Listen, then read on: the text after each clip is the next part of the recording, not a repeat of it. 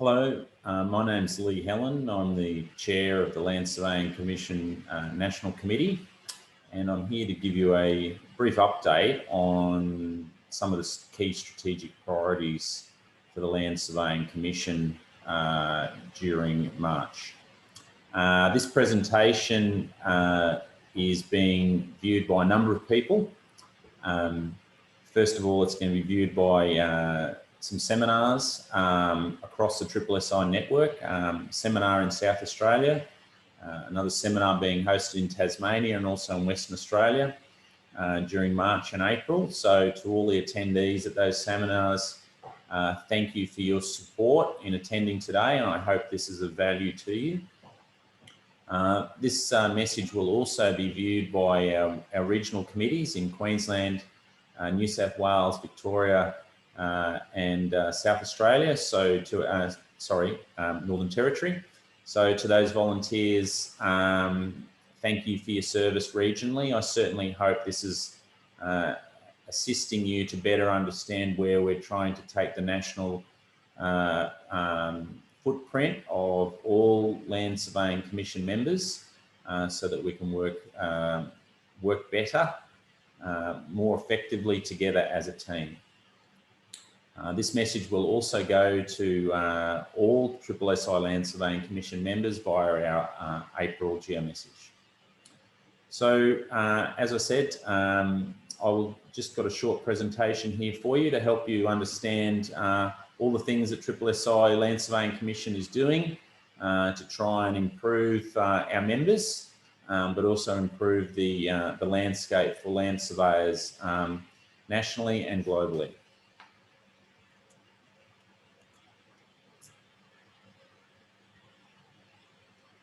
Just toggle to my screen.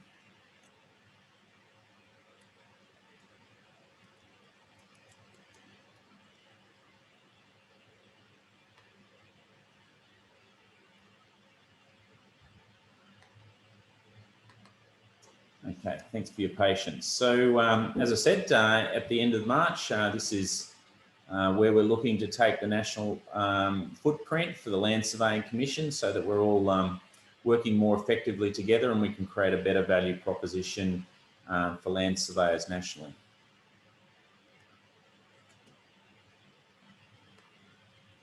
Okay, so just a bit about the footprint, just to put everyone on the same page. Our commission, the Land Surveying Commission in SSSI, is here to lead the technical work of land surveying professionals within every region of Australia.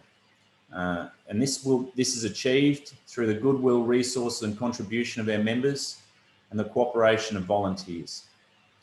Our members are practitioners from across the public and private sectors, but also from the scientific, research and academic community, as well as some of the members of other spatial technology groups and the services community.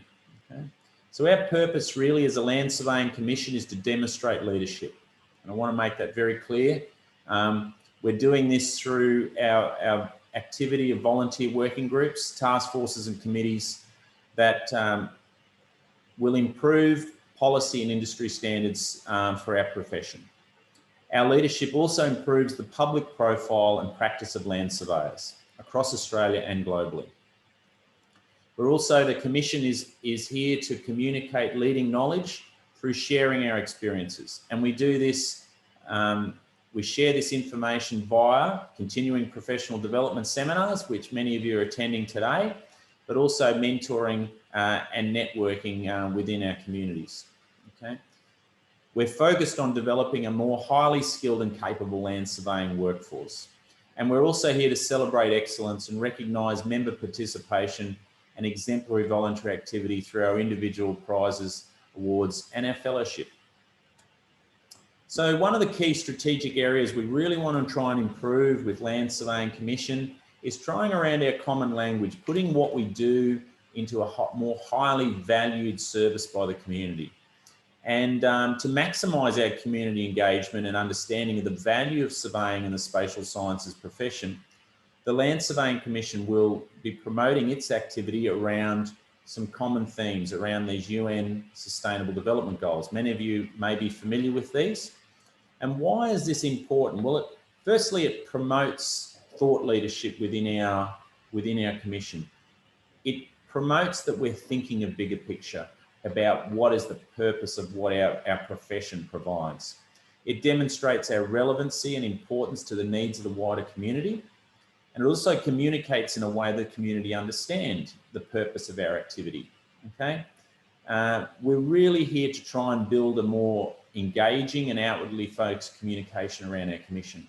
And if we can do that successfully as a profession, we're going to have greater levels of investment, greater levels of understanding in what we can provide. So in terms of the network map, in terms of the landscape for the Land Surveying Commission, strategically we're going to be looking this year to implement a key core to the Land Surveying Commission engine room as such, is around some core working groups or foundation working groups of volunteer activity. And those working groups obviously will tap into the resources of a lot of our regional partners and international partners, which you see listed there. But it'll also tap into some of the content that's been generated through the SSSI special interest groups and task forces, some of the other commissions. And this working group will be very useful to allow to inform a more harmonious and consistent value proposition which our regional committees can build upon, okay? So these national working groups are not there to detract away from the regional committees. They're actually there to inform and assist the regional committees to do what they do more effectively. So that's the purpose, I suppose, the strategy behind some of these groups is to really provide some fantastic content and a consistency in the way all our regional groups operate. So as I said, the purpose of the national working group model is to demonstrate leadership, okay? It's demonstrating leadership in some key critical areas. Our job is not to duplicate. We want to make that very clear. We're not here to do the job of any of our regional partners or do the job of what other people are already doing in the landscape. We're here to create, promote new ideas. We're here to promote innovation and modernisation of what our profession does, okay?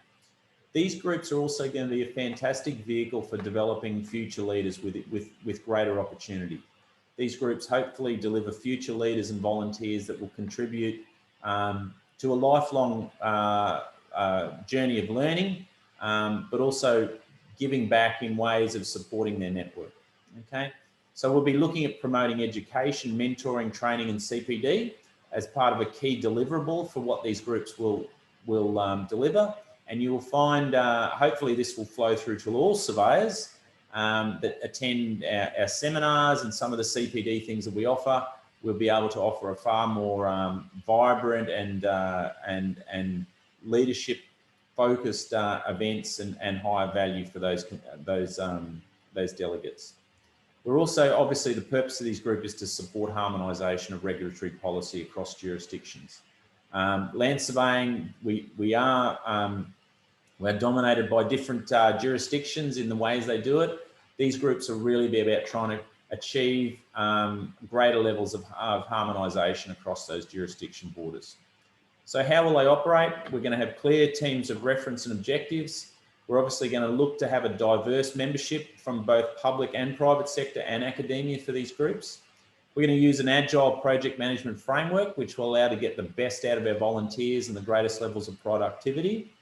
We're going to meet regularly, and the reporting and communication will have some very strong elements of sharing and collaboration so that each group is informing other parts of the supply chain.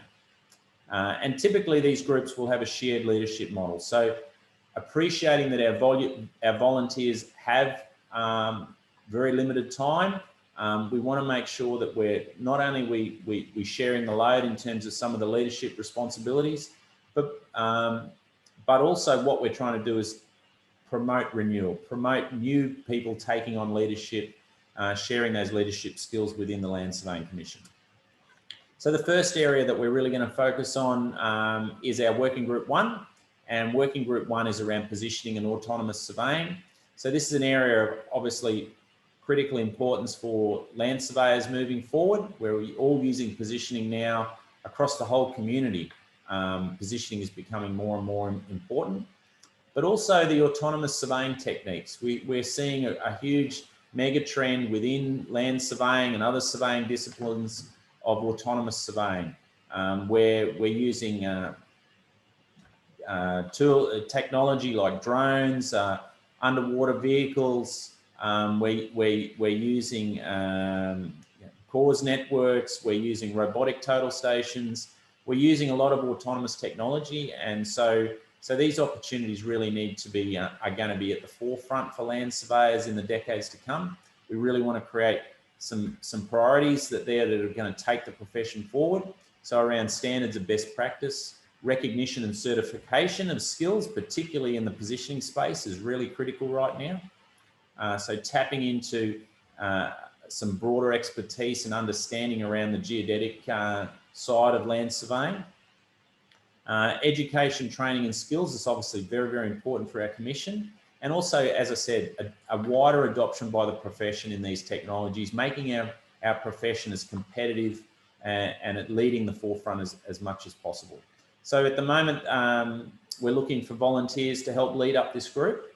They will work strongly with ICSM, obviously the ICSM Geodesy Working Group and the Australian Geospatial Reference Data Working Group, but also all the other groups there that you see listed. And you can see there I've also related, as an example, I've related some of that work and the benefit of that working group back to some of those UN key development sustainable goals.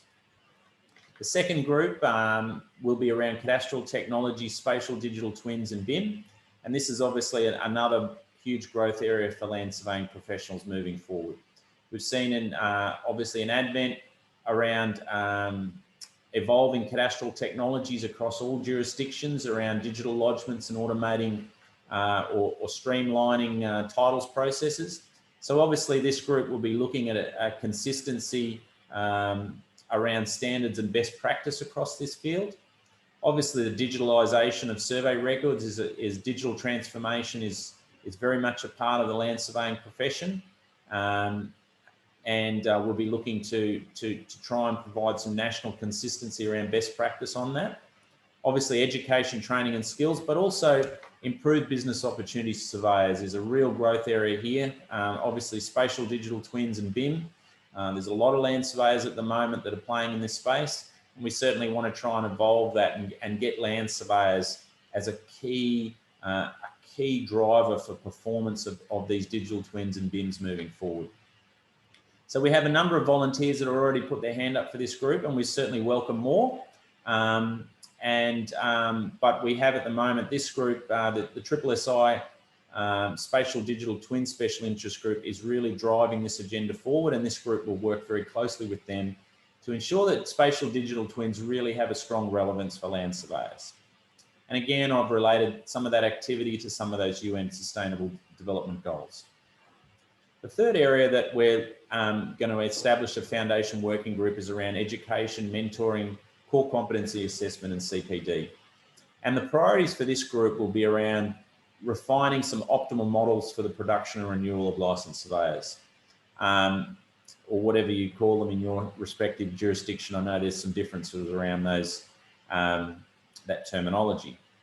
So obviously this group will also be around improving graduate mentoring and training and career progression. So that's a key function.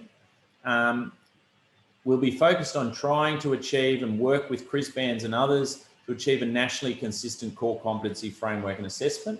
So again, our role is not to duplicate the role of CRISBANs, but we're not that jurisdiction, but we're here to support that national consistency and work with them as a key resource to help them achieve that. And obviously, we're also going to be focusing on some of the assessment procedures and accreditation, CPD and the like, having a consistency across jurisdictional borders, so that we're applying a greater level of consistency over time of the way that our profession is qualified. So we've had a fairly strong response to this group, and we've got two leading people there in Michael Nitschke and Michael Gaducci that are leading this group. So we certainly welcome a lot more involvement more broadly. If you're interested in this area, certainly please get involved. One of our key partners will be Crisbands on this group, but you can see a number of other areas that are really important. Obviously, Asian Flag or the Asian Federation of Land Surveying and Geomatics is very keen to achieve some greater level of consistency, particularly around CPD and mutual recognition. And also it's really important, obviously, that we're providing the right perception of this land surveying profession with our surveying task force and destination spatial. Again, I've related it back to sustainable development goals around quality education, improving the gender balance within our profession, and economic growth and the like. So in terms of a timeline, February, our National Committee of the Land Surveying Commission approved this in principle. We're now looking at promoting volunteer participation, which is part of this video, and also starting to progress those work plans. So I know those work plans are progressing now for each group. And in April, we're going to continue to drive out and attract more volunteers to these groups, try and fill some of those leadership roles within some of the working groups that are vacant at the moment, and also commence some regular meetings and activity. We're also going to try and achieve a greater consistency and functionality around the way the Land Surveying Commission operates nationally. And that's including the rhythm, what we call a management rhythm, so that our regional groups are feeding into our working groups that are feeding into our national groups, and we're working as one, as one commission, working, getting the best for our members and best for the profession more broadly. So we've outlined a few key dates there of when our meetings will be done, and having that regular rhythm will be very important, that we're working as a team. We're also going to I'll work with the leaders of those teams, trying to implement some better project management tools around SharePoint teams and Planner and the like for volunteers that participate in those groups. So just in closing, I just want to thank you for your attention today, and if you're attending a seminar, again, thank you for coming along. We certainly hope to deliver that value proposition of what these working groups will provide to you in the months and years ahead, so that you're going to have a better level of content that you're using to improve your professional career. But in order to do that, we really need you to support SSSI. We need you to support, because SSSI is working extremely hard to support your professional development, as well as more broadly, the perception of land surveying and surveyors in a broader surveying and spatial industry footprint. So it's really critical moving forward that you renew your membership if you're already a member. If you're not a member, please join and become a member of SSSI, attend our events, and become a part of, and volunteer to become part of the regional committee, or part of the young professionals, or whoever support some part of SSSI in some way, to give something back to the amount of effort and coordination that SSSI is doing to develop your professional career. So again, thank you for your attention today. Certainly really appreciate it, and I look forward to communicating with you further in the months and ahead of us. Thank you very much.